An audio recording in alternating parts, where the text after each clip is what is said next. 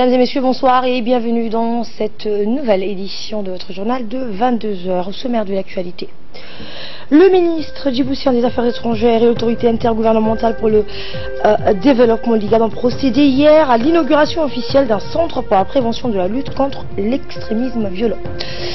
Et l'ONU a demandé hier que les droits de l'homme figurent au menu des deux sommets prévus avec la Corée du Nord sous peine de fragiliser tout accord sur une dénucléarisation de la péninsule coréenne. Bonsoir et merci de nous accueillir chez vous. En vue de promouvoir donc l'investissement à Djibouti, le ministère, donc l'ANPI, a lancé ce matin au Kempinski Palace Hotel la mise en place d'un guichet unique pour le commerce extérieur. Et pour en parler, Ahmed Hamad est avec nous. Bonsoir Ahmed. Bonsoir Asma. Donc effectivement ce projet pilote Asma donc du GUTCH comme on l'appelle va faciliter les échanges commerciaux extérieurs dont les échanges transfrontaliers entre les pays de la sous-région. Alors le guichet unique du commerce extérieur va réduire les formalités administratives jugées souvent longues et complexes ou contraignantes les hommes d'affaires à régler des dépenses supplémentaires. Cette initiative Asma donc devrait en outre améliorer les recettes douanières. Une présentation de ce projet pilote a été faite lors de l'annonce donc du guichet unique du commerce extérieur par le groupe Singapore Corporation Enterprise. Le ministre auprès de la présidence, Ali Guelleh donc, a ouvert la cérémonie d'annonce du guichet unique du commerce extérieur, GUTCH comme on l'appelle plus communément.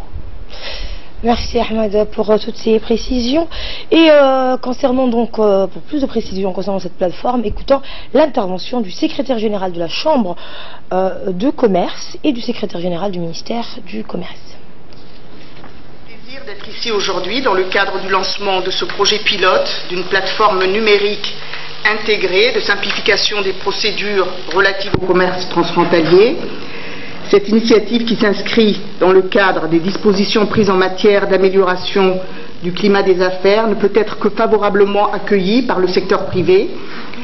Suivant la méthodologie qui a été présentée hier à la Chambre de commerce, il s'agit d'un processus métier destiné aux importations des marchandises par voie maritime vers Djibouti et qui, en une même plateforme, devrait intégrer l'ensemble des entités qui interviennent dans l'approvisionnement du marché djiboutien.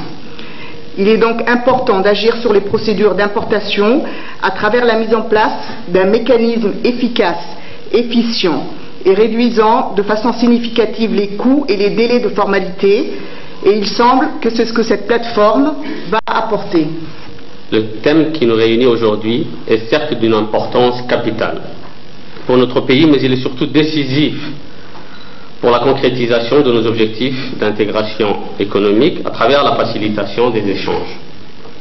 En effet, la facilitation des échanges à travers la simplification des procédures administratives au commerce constitue l'une des priorités de la politique commerciale de notre pays et le gouvernement y accorde une attention particulière. À cet égard, c'est tout d'abord en 2009 que le pays a procédé avec le concours de l'OMC à un exercice d'auto-évaluation de ses besoins en matière de facilitation des échanges. L'adoption de l'accord de Bali sur la facilitation des échanges en 2013 a permis d'impulser nos efforts et doter le pays dès 2014 d'un mécanisme national sur la mise en œuvre de l'accord sur la facilitation du commerce. Et suivre à présent l'intervention du ministre chargé des investissements, M. Ali Guelleh Aboubakar, donc, qui a souligné que cette initiative vise à promouvoir les climats des affaires.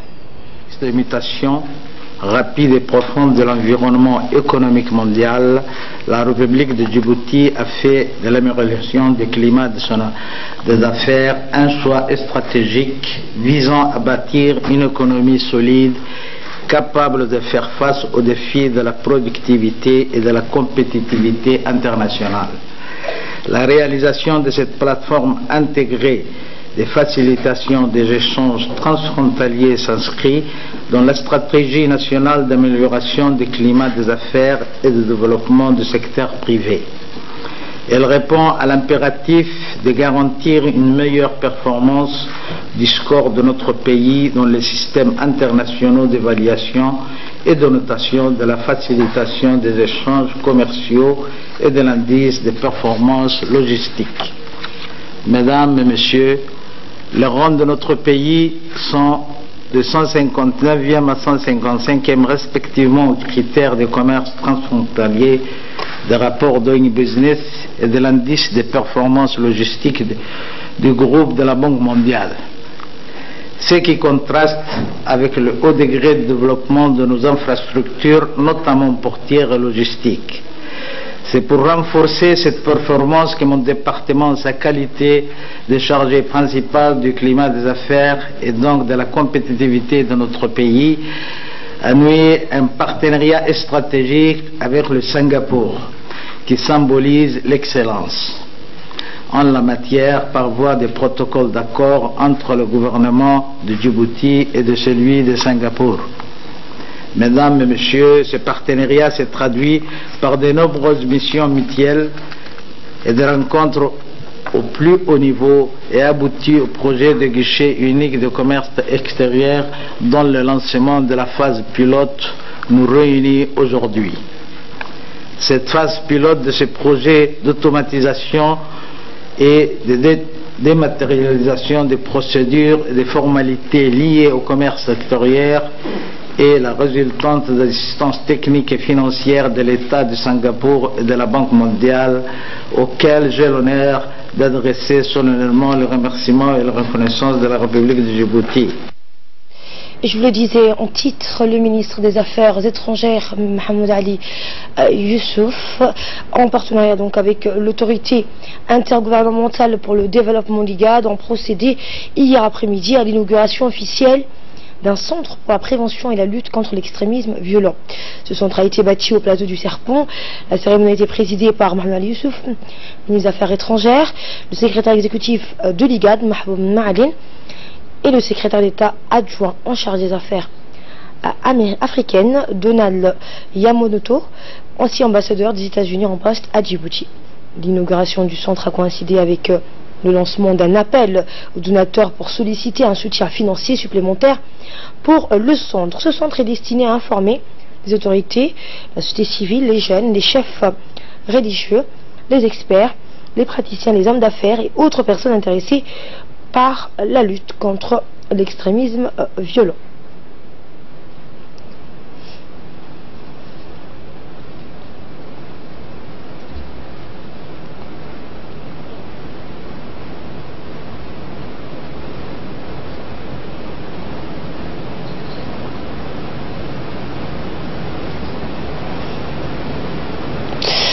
Et le ministre des Affaires étrangères de la coopération internationale a rappelé également l'importance du centre. Je propose de l'écouter.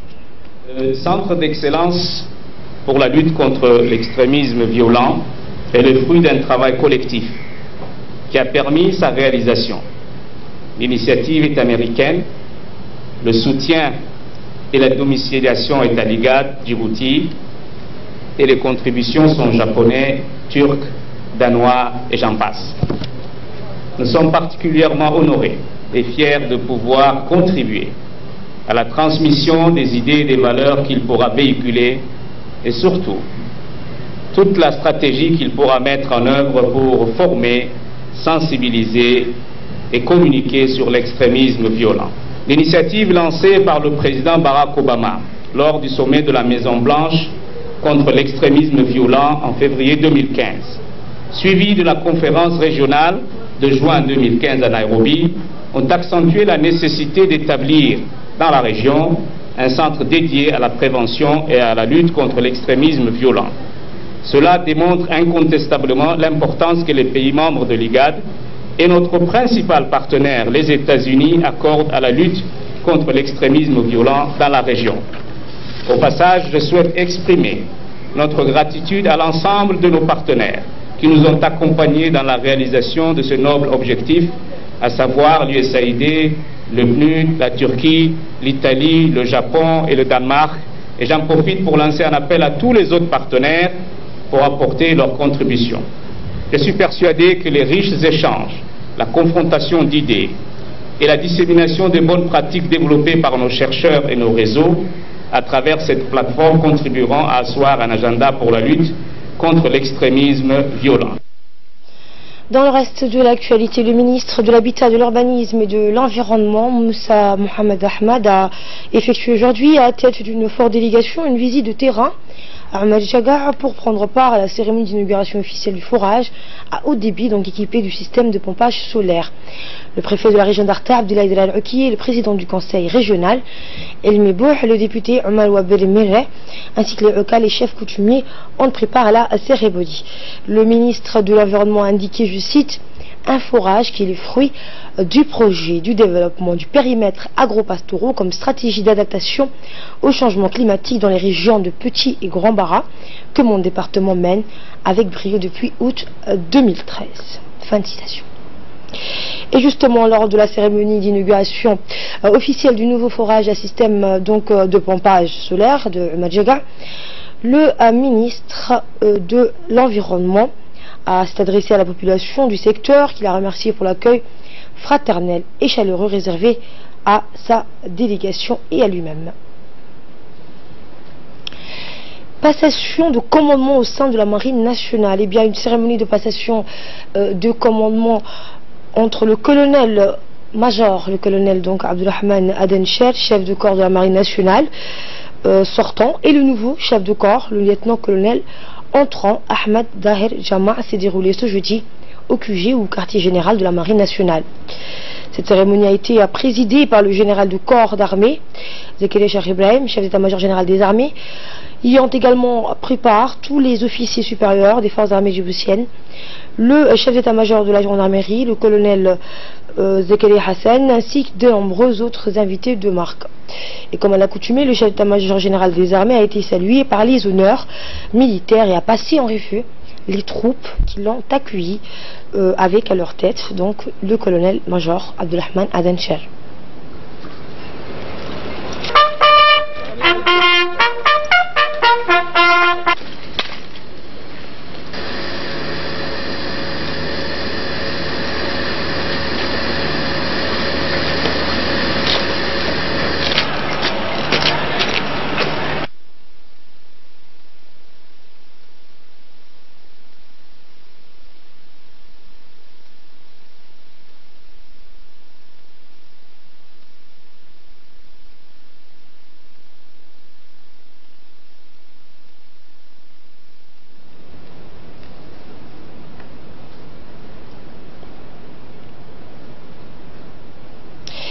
Et après les honneurs et la revue donc des troupes, le chef d'état-major général des armées a retracé la carrière et le parcours exemplaire du colonel-major Abdulrahman Adencher. Eu égard donc à cette brillante carrière, le colonel-major Abdulrahman Adencher s'est vu décerner la médaille de commandeur de la Grande Étoile de Djibouti. Dans son mot prononcé à cette occasion, vous l'entendrez, le général Zakaria Cheikh Ibrahim a indiqué que la carrière du colonel demeure remarquable et n'a été marquée par aucun faux pas. Père marié et père de 8 enfants, le colonel Abdulrahman Adencher est né le 21 octobre 1956. Il avait intégré donc au départ l'armée française en 1975.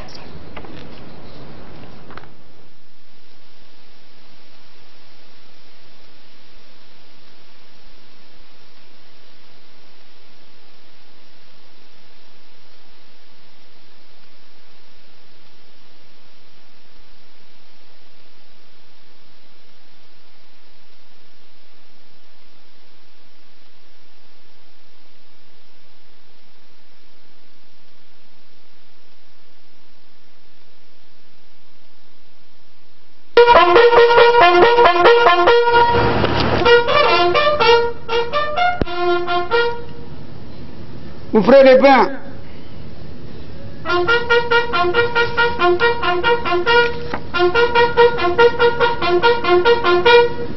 بسم الله الرحمن الرحيم. الحمد لله رب العالمين. الصلاة والسلام على رسول الله صلوات الله وسلامه عليه وعلى آله وصحبه أجمعين وبعد. Colonel-major Abdulrahman Adencher, vous avez arrivé aujourd'hui au terme de votre service au sein de l'armée djiboutienne. Après 41 ans d'engagement exemplaire, durant laquelle vous avez été au service de la batterie. Marié et père de 8 enfants, composé de 5 garçons et 3 filles. Est né le 21 octobre 1956 à Djibouti. Vous avez servi au sein de l'armée française du 1er janvier 1975 jusqu'au 6 juin 1977, date de la création de l'armée djiboutienne, à partir du que vous avez été intégré avec rang de sous-officier. Allez-y, sur concours, vous étiez admis à suivre en 1984 le premier stage de formation d'officier à l'école militaire de Orol, président Goulet. Vous étiez classé major de votre promotion. Par ailleurs, vous avez effectué plusieurs cursus de formation d'officier, à savoir stage d'application à l'administration à l'école militaire d'administration en France en 1985, cours de perfectionnement d'infanterie en France en 1991, cours d'état-major au Maroc en 1984-95, auditeur en 2000 au Centre d'études stratégiques d'Afrique, c'est ça, aux États-Unis d'Amérique, admis au collège entre armées de défense à Paris de 2003 à 2004. Aussi, vous avez assumé successivement les fonctions suivantes. Après votre retour de stage d'officier en France, vous étiez désigné chef de service administratif du régiment d'infanterie Bruyères de 1986 à 1987.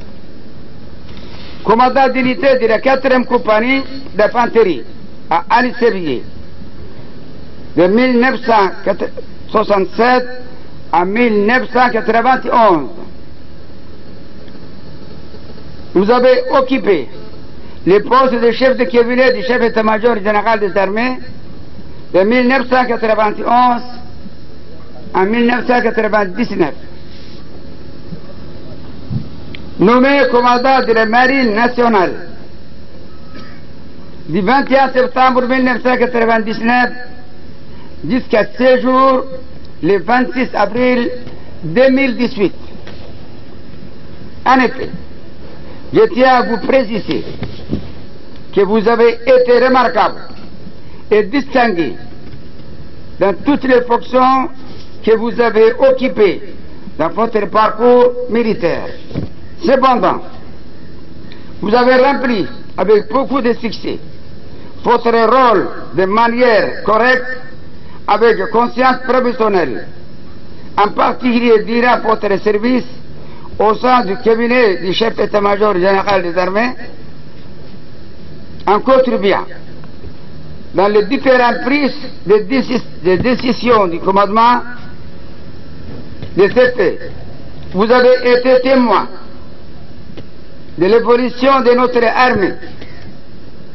Vous avez pu participer dans sa réorganisation à tous les échelons.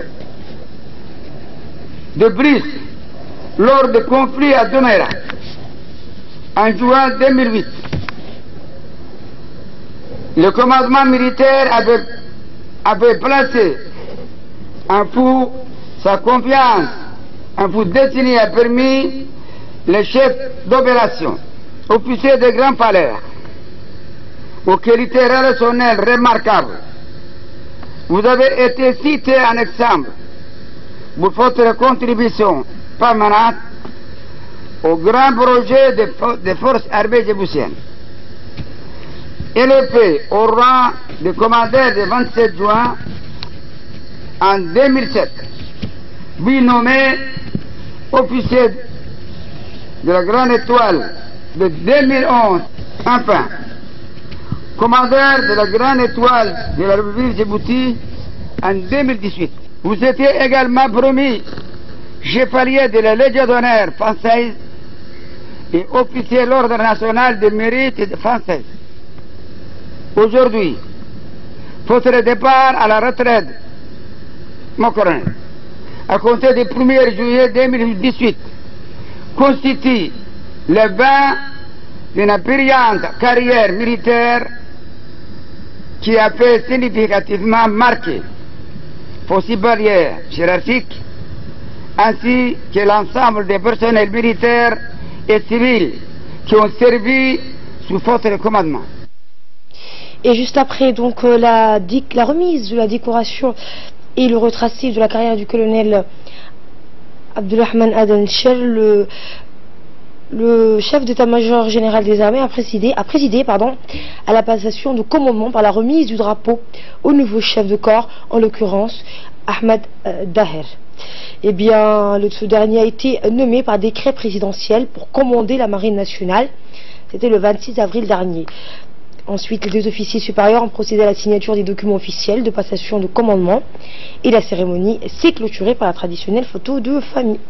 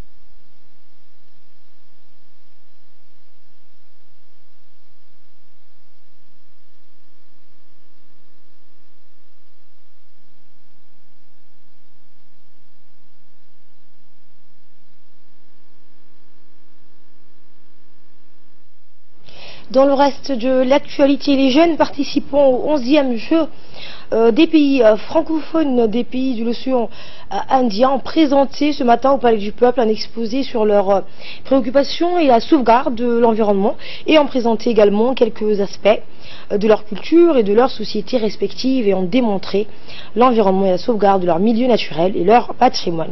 Cependant, ces jeunes élus qui participent au 11e jeu de la CJSOI et qui représentaient donc leur pays ont tour à tour fait une présentation et une exposition sur les potentialités et les difficultés rencontrées sur l'environnement de leur pays. Cette journée était fructueuse et remplie des découvertes. Ils ont également évoqué le rôle crucial que la jeunesse joue pour la protection de l'environnement.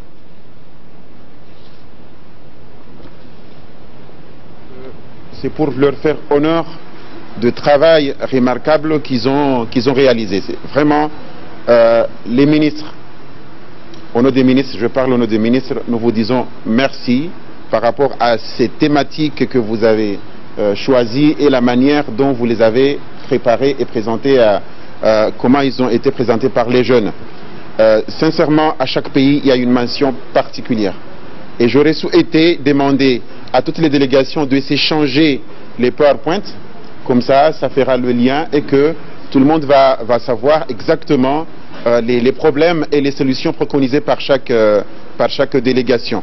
Donc, mes chers jeunes, au nom des ministres qui sont là, je vous dis bravo. Bravo à toutes et à tous. Merci au gouvernement djiboutien par rapport à cette organisation. En tout cas, demain, quand on fera la clôture côté volet jeunesse, on en parlera beaucoup plus. Et à l'issue de la rencontre, notre équipe sur place a recueilli pour nous les réactions et sentiments de ces jeunes justement. Journée de la CGSEI, cette journée de l'Assemblée des jeunes a été une journée riche en informations.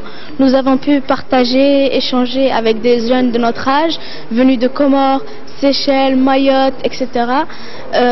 Notre pays regorge, je suis de Djibouti, donc notre pays regorge d'une grande variété d'espèces animales et végétales. Et nous, en tant que jeunes, et l'avenir du pays, devons évidemment les protéger. Donc, je tiens à remercier nos encadreurs. Je représente Madagascar pour cette 11e jeu de la CJSOI. Et donc, notre but, c'est de sensibiliser chaque jeune des îles de l'océan Indien à protéger l'environnement et surtout à être conscient que c'est nous, les jeunes, qui sont les premiers concernés en matière d'environnement. J'étais satisfaite de notre présentation et aussi pour tous les autres pays. C'est l'Assemblée des jeunes. Il y a 7 pays et ils représentent tous des trucs sur l'environnement et la jeunesse, comment protéger l'environnement, etc. Je viens de Mayotte. Aujourd'hui, on a participé à l'Assemblée des jeunes qui a lieu à Djibouti. Et je trouve que c'est une très belle initiative car avant la présentation des autres délégations, je ne pensais pas que, par exemple, l'île Maurice et Djibouti avaient des mangroves. Je trouve que c'est une très belle initiative pour qu'on puisse apprendre des choses sur les autres îles et qu'on puisse aussi les amener chez nous et faire profiter aux autres qui n'ont pas pu avoir l'occasion de venir ici.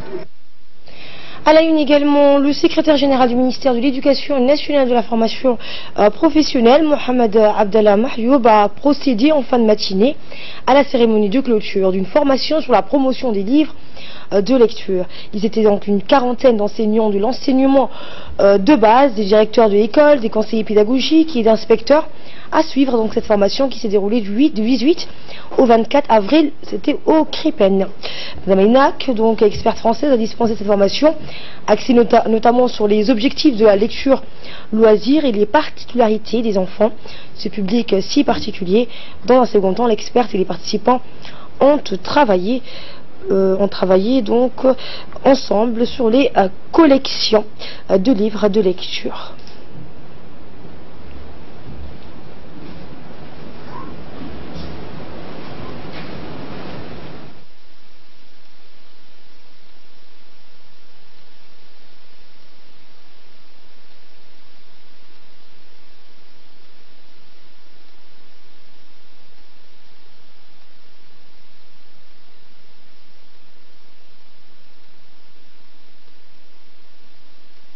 Nous assistons aujourd'hui à la 5e journée. Dans le reste de l'actualité, un atelier de validation du rapport de la stratégie nationale pour la gestion des eaux à Djibouti s'est ouvert hier, donc c'était ce matin, au Palais du Peuple. Et bien organisé par le ministère de l'Habitat, de l'Urbanisme et de l'Environnement en collaboration avec l'organisation régionale pour la conservation de l'environnement de la mer Rouge et du golfe d'Aden.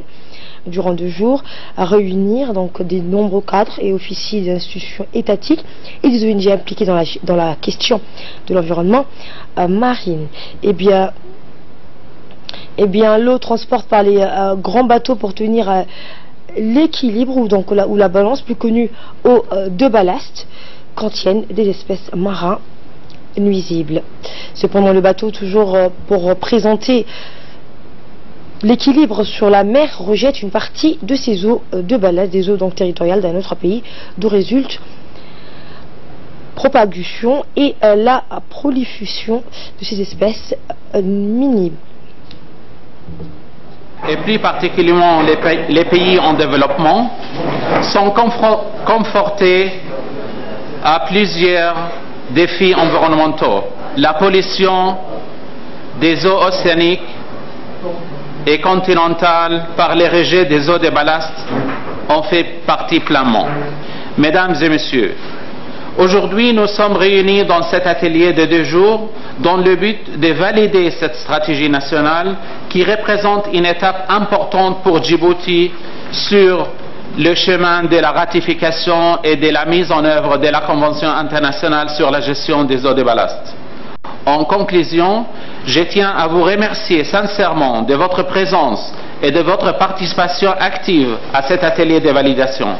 Je voudrais également exprimer mes remerciements à Monsieur le ministre de l'Habitat, de l'Urbanisme et de l'Environnement, représenté par son Excellence le secrétaire général par intérim, Monsieur Hussein Rirash Roble, et par son conseiller technique, Monsieur Adan Hassan Ilmi, pour les collaborations efficaces et continues avec Fersiga, dans ses efforts pour conserver et protéger nos environnements marins et côtiers.